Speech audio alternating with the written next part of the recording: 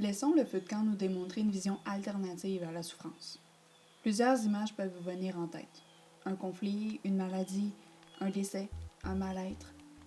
Et souvent, la culpabilité se loge derrière la souffrance.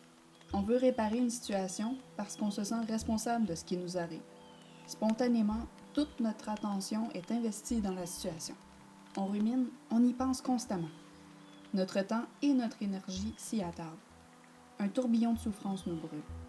Mais qui soufflerait sur un brasier pour l'éteindre?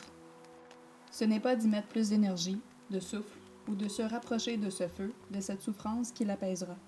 On risque de s'y brûler davantage, d'être ébloui par l'intensité qu'on y trouvera et qu'on alimentera. La vision orientale de la souffrance nous amène à la voir non pas comme le symptôme de notre erreur à réparer, mais bien comme un cri du corps pour un changement. La souffrance, physique ou psychologique, elle se rappelle que la vie ne peut pas être fixe. Rien n'est permanent. Tout est mouvement et adaptation. Même si je trouve la position la plus confortable pour m'asseoir, elle deviendra souffrante après un temps.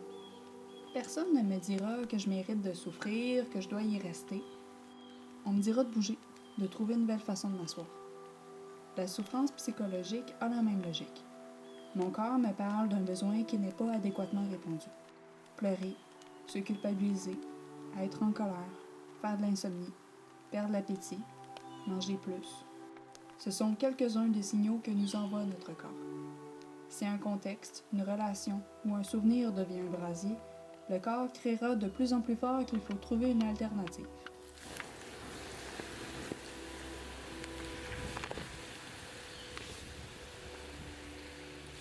Au niveau psychosocial, ça peut être d'avoir une nouvelle façon de voir la situation ou de changer ma manière d'interagir avec l'autre. Nous devons apprendre à nous aimer.